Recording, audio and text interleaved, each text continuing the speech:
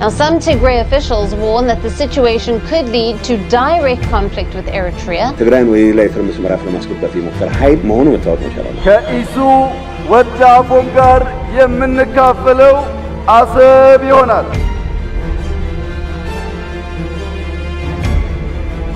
ውሉ ያልተቋጨው የኢትዮ ኤርትራ ውዝግብ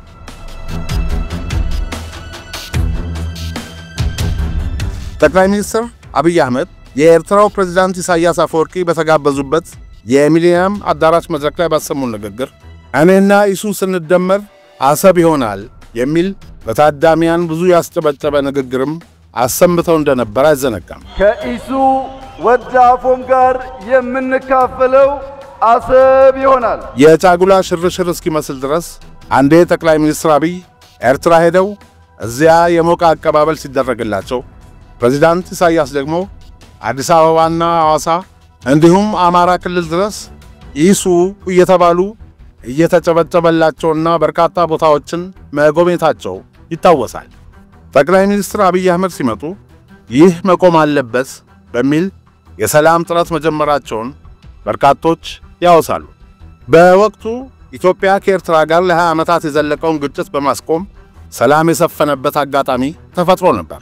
ይህ ደግሞ ጠቅላይ ሚኒስትሩን በዓለም አቀፍ ደረጃ የሰላም ጀግና ከማሰኘት እንዲሁም ከሁለቱ ሀገሮች ህዝቦች መደሰት ባለፈ በመላው አፍሪካ ቀንድም ትልቅ ተስፋ የፈጠረ አዲስ ክስተት ሆኖ ነበር። በጥቂት ዓመታት ልዩነት ግን ይህ ሁሉ ተስፋ ተመልሶ ጠወለገ።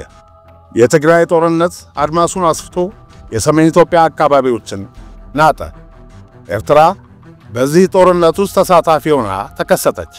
በሂደት ጦርነቱን ለመቋጨት የሰላም ስምምነት በደቡብ አፍሪካ ፕሪቶሪያ ቢፈረምም ነገር ግን ስምምነቱም ቢሆን ሌላ መልክ ያለው ውጥረትና የኃይል አስተላለፍ መፍጠሩ ነው የሚነገረው።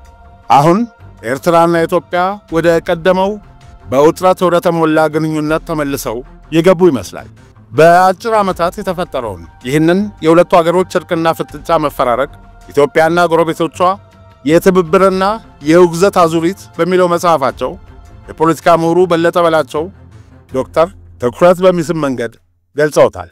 የኤርትራና የኢትዮጵያ የቅርብ ጊዜውን እርቅ ከሁለቱ ሀገሮች ፍላጎት ይልቅ በውጭ ኃያላን ግፊትና ተጽዕኖ የመጣ ለውጥ እንደሆነ ያስረዳሉ።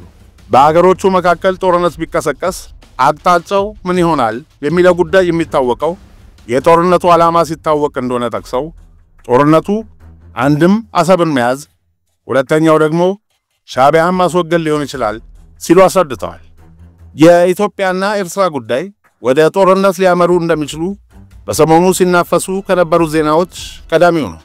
በሁለቱ ሀገራት መካከል የተፈጠረው ውጥረት አሁንም ጋብ አላለም። የተለያዩ ዓለም አቀፍ ሚዲያዎችም በኤርትራና በኢትዮጵያ መካከል ድንገት ያልተጠበቀ ግጭት ሊነሳ እንደሚችል ዘግበዋል። ትግራይን ወይ ላይ ፍርምስ ምዕራፍ ለማስገባት የሞከረ ኃይል መሆኑ መታወቅ መቻል አለበት። ይህ ስጋት ያንዣበበበት የተባበሩት መንግስታት ድርጅትና የአውሮፓ ህብረት በበኩላቸው የኤርትራ ወታደሮች ከኢትዮጵያ ድንበር ለቀው እንዲወጡ አሳስበዋል።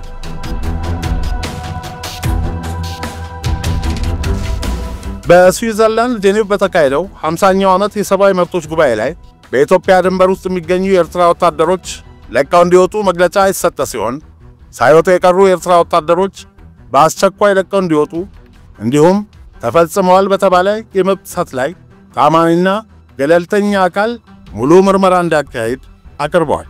በተመሳሳይ በኤርትራ የሚፈጸመው የሰብአዊ መብት ያሳስበናል በማለት አውሮፓ ህብረት በጉባኤው ባቀረበው ሪፖርት ጠቅሷል።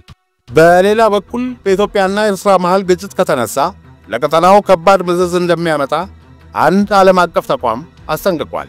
ተቋሙ ግጭቱ ከፈነዳ የኢትዮጵያ የውስጥ ቀውስ ይባባሳል ሲልም አክሏል። ከዚህ በተጨማሪ በድንበርና በባህር በር ጉዳይ አገራቱ ድርድር እንዲያደርጉ ጠይቋል። ክሊንግ ዲል የተባለ የኔዘርላንድ የምርምር ተቋም የኢትዮ ኤርትራን ሰሞነኛ ውጥረት አስመልክቶ ማስጠንቀቂያ አውጥቷል። ተቋሙ ሁለቱ ሀገራት ወደ ግጭት እንዳይገቡ የአውሮፓና አፍሪካ ህብረትን ጨምሮ ኃያላን ሀገራት ዲፕሎማሲያዊ ጫና እንዲያደርጉ ጠይቋል። ኢትዮጵያና ኤርትራ ወደ ግጭት ከገቡ ከባድ ቀውስ ሊፈጠር ይችላል በማለትም ተናግሯል። ሁለቱም ሀገራት ተቃዋሚዎችን ከመርዳት ይታቀቡ ያለም ሲሆን በድንበርና በባህር በሩ ጉዳይ ንግግር እንዲጀምሩ ጠይቋል። በየካቲት አጋማሽ በኤርትራ ወታደራዊ ግዳጅ መታወጁን ያስታወሰው ተቋሙ ይህም በአገራቱ መሃል ግጭት ሊቀሰቀስ ይችላል የሚለው መላምት የሚያጠናክር ነው ብሎታል። ግጭቱ ከተቀሰቀሰ በቀውስ ውስጥ ለሚታመሰው የአፍሪካ ቀንድ ቀጣና ተጨማሪ ራስ ምታት ነው ያለ ሲሆን ከቀጣናው አልፎ ለአውሮፓም መዘዝ ይዞ መምጣቱ አይቀርም ብሏል። ኤርትራ የአብይ አህመድን የባህር በር ፍላጎት እንደ ስጋት ተመልክተዋለች የሚለው የተቋሙ የማስጠንቀቂያ ሪፖርት ከግብጽ ጋር የምታደርገው ግንኙነትም የዚህ ስጋት ውጤት እንደሆነ አንስቷል። የኤርትራ ጦር በሰሞኑ ከባድ የጦርነት ዝግጅት እያካሄደ ስለመሆኑ በርካታ መረጃዎች እየወጡ ይገኛሉ። በትግራይና ኤርትራ ድንበር አካባቢ ከፍተኛ የጦር ልምምዶች እያካሄደ ስለመሆኑ የተለያዩ መረጃዎች እያመላከቱ ነው። የህወሓት ምክትል ሊቀመንበር አቶ አማኑኤል አሰፋ በኢትዮጵያና በኤርትራ መካከል መቃቃር መፈጠሩን መታዘባቸውን ገልጸው ቀይ ባህርን ማዕከል ያደረጉ የቃላት ልውውጦች መኖራቸውን ተናግረዋል። ዝግጅት የሚመስሉ ወታደራዊ ትዕይንቶችን እያየን ነው ያሉት አቶ አማኑኤል በጦርነት የሚፈታ ጥያቄ የለም ብለዋል። የኢትዮጵያም ሆነ የኤርትራ መንግስታት ነገሮችን በሰከነ መንገድ መመልከት እንዳለባቸው በማሳሰብ ትግራይን የጦርነት አውድማ ማድረጉ ብቻ ሳይሆን የሚያመጣው ጂኦፖለቲካዊ አደጋም ከግምት መግባት እንዳለበት አሳስበዋል።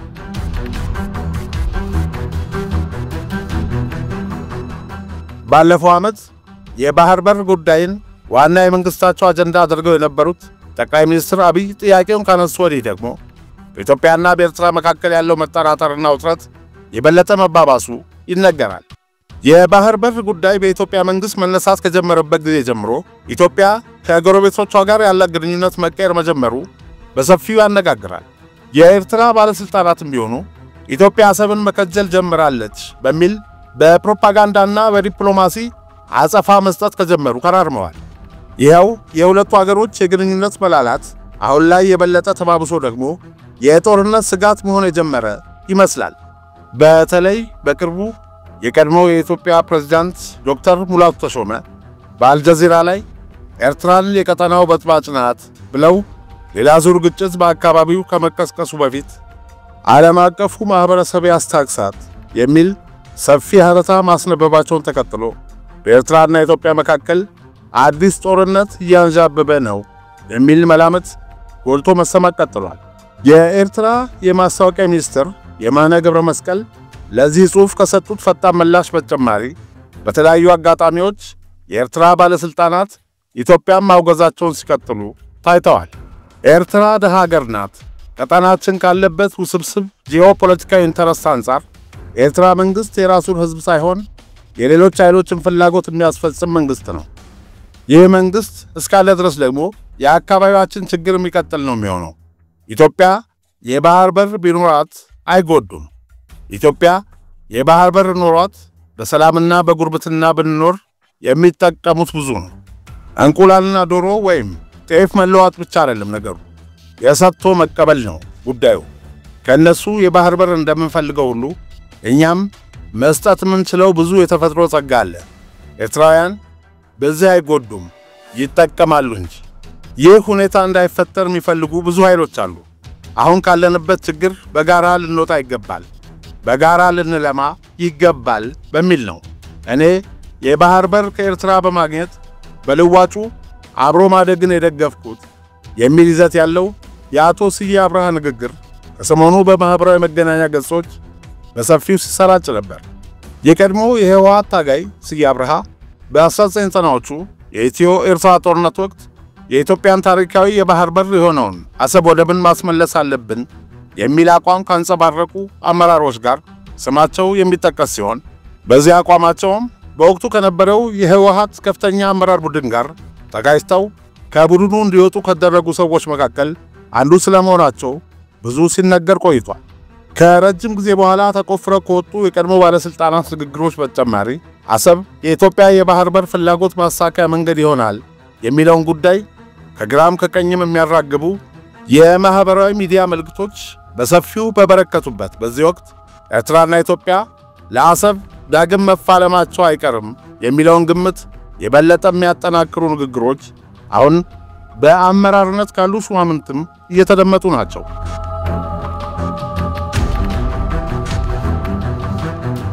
የቀድሞው ጠቅላይ ሚኒስትር የሟቹ የመለስ ዜናዊ ሴት ልጅ ሰማል መለስ በበኩሏ ከሰሞኑ የውዝግብ ምንጭ ስለሆነው የኤርትራና የኢትዮጵያ ባለስልጣናት መካሰስ የሚታይ ጽሑፍ አስነብባለች። ዛሬ ሲካሰሱና ለጦርነት ሲዘጋጁ ቢታዩም የኤርትራና የኢትዮጵያ መንግስት ግንባር ፈጥረው በትግራይ ላይ ጭፍጨፋ ሲያደርጉ ነበር በማለት የምትወነጀለው ሰማል የትግራይ በተለይም የህወሓት ፖለቲካ ሊቃን በዚህ ውጥረት ተሳታፊ በመሆን የትግራይን ህዝብ ህልውና ዳግም አደጋ ላይ እንዳይጥሉ አሳስባለች። የኢትዮጵያ መንግስት አሁን ከኤርትራ ጋር እየተወዛገበ ያለው የባህር በር ለማግኘት ብሎ በፈጠረው አጀንዳ ብቻ ሳይሆን በግጭትና በቀውስ ስም ምርጫ ለማራዘም ካለው ፍላጎት ሊሆን እንደሚችልም ሰማል ጠቁማለች። የትግራይ ፖለቲከኞች የውጭ ጣልቃ ገብነትን አጥብቀው እንዲከላከሉ የምታሳስብ ሲሆን የትግራይ የፖለቲካ ኃይሎች ዋናውና አሳሳቢ ጉዳይ መሆን ያለበት የፕሪቶሪያ ስምምነት ተግባራዊነት መሆኑንም ታስረዳለች። የአድዋ ድል 129 ዓመት መታሰቢያ በዓል ሲከበር የጦር ኃይሎች ጠቅላይ ኤታማዦር ሹም ፊልድ ማርሻል ብርሃኑ ጁላ የጊዜ ጉዳይ እንጂ ኢትዮጵያ የቀይ ባህር ማህበረሰብ አባል መሆኗ የማይቀር ነው የሚለው ንግግራቸው ኢትዮጵያ በአሰብ ላይ ያላት ፍላጎት የጠነከረ ነው የሚለውን ግምት የበለጠ አጠናክሮታል። አገራዊ ጥቅም ለማስከበር ነው እየተዘጋጀን ያለ ነው በማለት የተናገሩት ፊልድ ማርሻሉ የባህር በር ጥያቄ ጉዳይ ዓለም አቀፍ አጀንዳ እንዲሆን ማድረግ መቻሉን ነው የገለጹት። የመስኖና ቆላማ አካባቢ ሚኒስትሩ አብርሃም በላይ ከሰሞኑ በትግርኛ በሰጡት ቃለ መጠይቅም ቢሆን ቀጥተኛ በሆነ መንገድ ኤርትራን ወንጅለዋል። ኤርትራ ከትግራይ መሬት ለቃ አልወጣችም፣ የኤርትራ ሰራዊት ትግራይን እንደያዘ ነው፣ የትግራይ ባለስልጣናት የፌዴራል መንግስቱ የኢትዮጵያ ሉዓላዊነት እንዲጣስ አደረገ እያሉ ቢከሱም ቦታውን እነሱ እንዲቆጣጠሩ ሲፈቅድላቸው ግን አያደርጉትም። የፌዴራል መንግስት ኃይል ካስጠጋ ቦታውን የወረረው ኃይል በዚያ ቦታ አይቆይም። የኤርትራ ኃይል በያዘው ቦታ ቆያለው የሚል ከሆነም ልክ ለማስገባት የሚቸገር ኃይል የለንም በማለት ነበር ለኤርትራ ማስጠንቀቂያ አዘል መልእክት ያስተላለፉት። ፕሬዝዳንት ታዬ አጽቀሥላሴ በአድዋ በዓል መታሰቢያ መድረክ ላይ ባሰሙን ንግግር ደግሞ የሀገራችንን መሻትና ፍላጎት የሚመጥን ተለዋዋጭ የሆነውን ስትራቴጂያዊ ጂኦፖለቲካዊና ጂኦስትራቴጂካዊ ሁኔታዎችን ግምት ውስጥ ያስገባ ጠንካራ መከላከያ መገንባታችሁን አጠናክራችሁ ቀጥሉ በማለት አጠገባቸው ለነበሩ የመከላከያ አመራሮች መልእክት ማስተላለፋቸውን ቢሆን አንድ ነገር እየተደገሰ ነው የሚሉ አስተያየት ሰጪዎች እንዲበራከቱ ነው ያደረገው። የኢትዮጵያ መንግስት ከቅርብ ጊዜ ወዲህ በከፍተኛ ባለስልጣናት ደረጃ ኤርትራ የቀጠናው ጠብጫሪ ናት ሲል መክሰሱ ተደጋግሟል። ኤርትራ በኢትዮጵያ የውስጥ ጉዳይ ጣልቃ መግባቷን በመቀጠል አማጽያንን ትደግፋለች፣ እንዲሁም ግንባር ለመፍጠር ትሞክራለች በማለት በመንግስት በኩል በተደጋጋሚ የተሰጋባ ነው።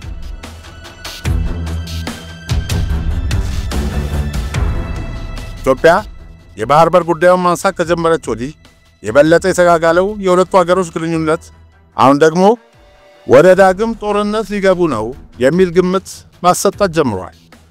የኤርትራና ኢትዮጵያ እንደገና ወደ ጦርነት መግባት በዋናነት አሰብ ወደብን ያማከለ ሊሆን ይችላል የሚል ግምት እንዲፈጠር አድርጓል። ኤርትራና ኢትዮጵያ እንደ ባድመ ባሉ መሬቶች ይገባኛል ያደረጉት የቀደመው ጦርነት ቁስል ዛሬ ድረስ ያልሻረና ቀውሱም ያልተፈወሰ መሆኑ ይነገራል።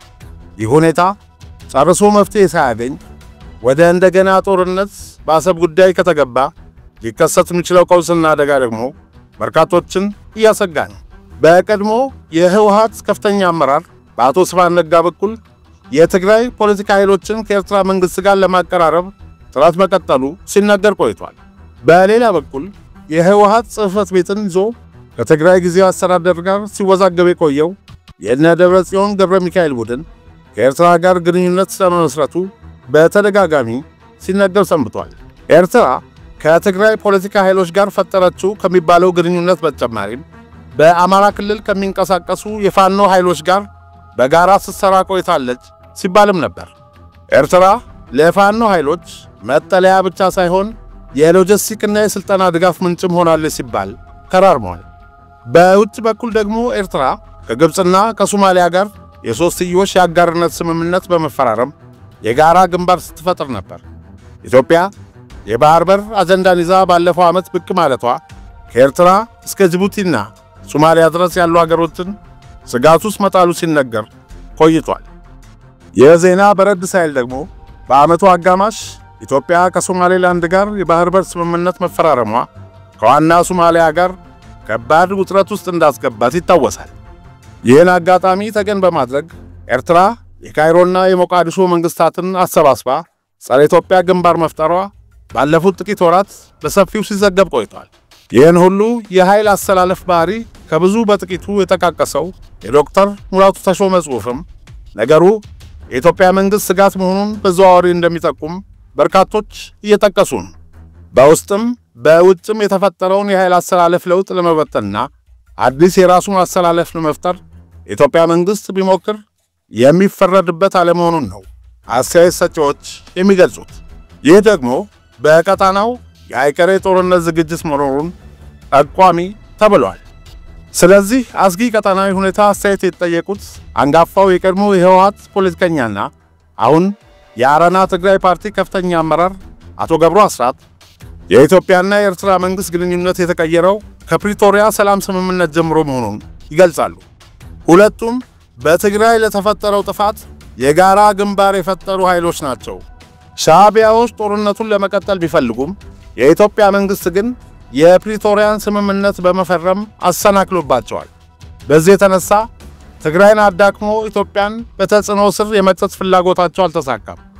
አሁንም ይህን የቆየ ፍላጎታቸውን የገፉበት ሲሆን ከፕሪቶሪያ በኋላ ከፋኖ ኃይሎች ጋር አጋርነት ለመፍጠር ሲንቀሳቀሱ ነበር። አሁን ደግሞ ከህወሓት ኃይል ጋር ለመተባበር እየተንቀሳቀሱ ነው።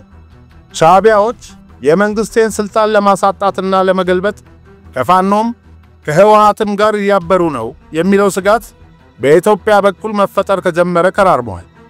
ይህ እያደገ የመጣ ሲሆን የኢትዮጵያ መንግስት የባህር በር ለማግኘት ያሳየው ፍላጎትም ቢሆን በተቃራኒው ለኤርትራና ለሌሎች ጎረቤት ሀገሮች የሚያስፈራ ነው። የባህር በር ፍላጎቱ እኔን ጨምሮ ብዙ ኢትዮጵያውያን የምንጋራው ቢሆንም ነገር ግን መነሻው ማለትም ህጋዊ ታሪካዊና ፖለቲካዊ መነሻችን ምንድነው የሚለው ግልጽ ባለመሆኑ ጉዳዩ ከፈጠረው ቀጣናዊ የዲፕሎማሲ ውዝግብ በስተቀር ለኢትዮጵያ መንግስት ከውስጥም ከውጭም በቂ ድጋፍ አላስገኘለትም።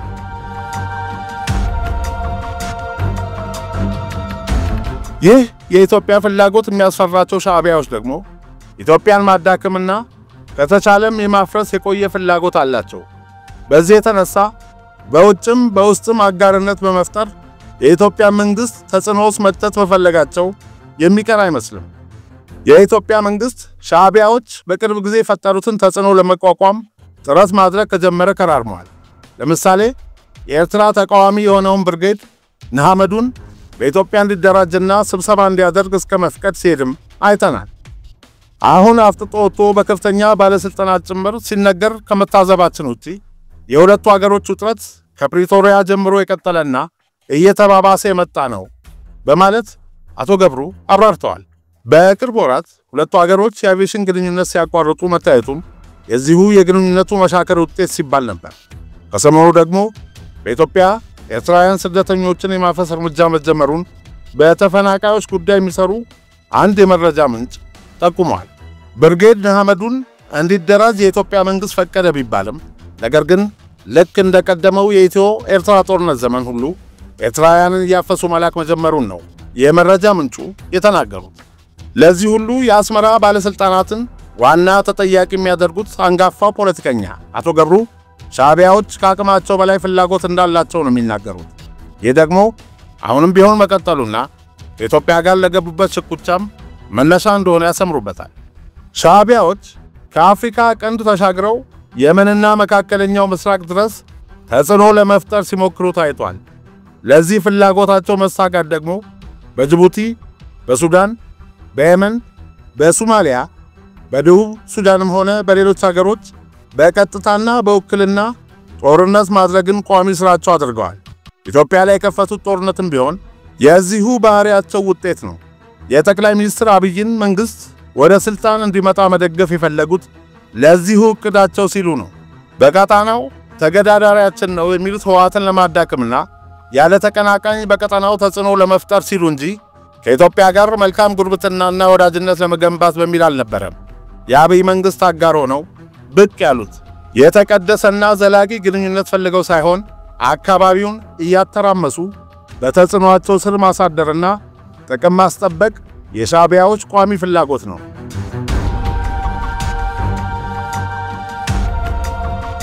እንደማንም ሀገር የኢትዮጵያ መንግስትም የራሱን ጥቅም ማስጠበቅ ይፈልጋል። ይሁን እንጂ በአገር ውስጥም በቀጠናውም ይህን ለማድረግ አስቻይ ሁኔታ እየገጠመው አይደለም። በትግራይ ገና የተረጋጋ ሁኔታ አልተፈጠረም። በኦሮሚያም ሆነ በአማራ ክልሎች ገና ግጭት አልበረደም። በውስጥ ከገባበት ጦርነትና የሰላም እጦት በተጨማሪ በውጭም ዲፕሎማሲያዊ ጫናዎች ገጥመውታል። ለዚህ ደግሞ ኤርትራን ዋና ተጠያቂ በማድረግ ላይ ሲሆን ሻዕቢያንና በዙሪያው የተሰለፉ ኃይሎችን ለመቋቋም ትግል ማድረጉ ይጠበቃል በማለት አስረድተዋል። የአሁነኛው የሁለቱ መንግስታት ውጥረት ደግሞ ቀጠናውን ለብዙ ችግር የሚዳርግ ጦርነት ሊያዋልድ እንደሚችል ነው አቶ ገብሩ የሚገምቱት። ከሁሉ በላይ ኢትዮጵያን ለሻዕቢያ ተጽዕኖና ለቀጠናው ውጥረት እየዳረጋት ያለው ውስጣዊ ሰላም ሁኔታዋ ነው። በኦሮሚያ ያለው ግጭት፣ በአማራ የሚካሄደው ጦርነትም ሆነ በሌሎች አካባቢዎች ያሉ ግጭቶች በሰላም አለመፈታታቸው አገሪቱን ለውጭ ተጽዕኖ ተጋላጭ አድርጓታል። የፕሪቶሪያው ስምምነት ሙሉ ለሙሉ ተግባራዊ ያለመሆኑ ሌላው ያለመረጋጋት ምንጭ ነው። መንግስት በውስጥ ችግሮቹን ሳይፈታ የአገሪቱን አንድነትና ህልውና ሳያጠናክር የቀይ ባህር ወይም የባህር በር ፖለቲካ ላይ በውጭ ልጠመድ ማለቱ ሌላ ውጥረት ከመፍጠሩ በቀር የሚሳካ አይመስልም። በእኔ እይታ ኢትዮጵያ የፖሊሲ ችግር ገጥሟታል። ይህ ደግሞ ለብዙ ጫናዎች ዳርጓታል። አካባቢውን እያተራመሰ ጥቅሙን ማስጠበቅ ለሚፈልገው የሻዕቢያ መንግስት ይህ የኢትዮጵያ ተጋላጭነት ምቹ ሆኖለታል በማለት የሁለቱን አገሮች ወቅታዊ ውጥረት የሚገፉ ምክንያቶችን አብራርተዋል። ትንሽም ቢሆን ውጊያ ትልቅ ዋጋ ያስከፍላል የሚሉት አቶ ገብሩ መገዳደልና ህይወት ማጥፋት ካለ የሚያመጣው አሉታዊ ውጤት ቀላል አለመሆኑን ይጠቅሳሉ። አፍሪካ ቀንድ በችግር ላይ ነው።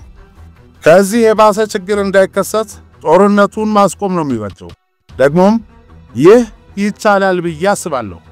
ጦርነት ገና ለገና መከሰቱ አይቀርምና ብሎ ወደ ጦርነት የሚገፋፋ እርምጃ ማድረግ ለኤርትራም ለኢትዮጵያም ሆነ ለሁሉም ወገን አይበጅም። እንኳን ጦርነት ውስጥ ተገብቶ አሁን ያለንበት ሁኔታም ቢሆን ብዙ ተጽዕኖና ችግር ያለው ነው በማለት ነው ሐሳባቸውን ያጠቃልላሉ።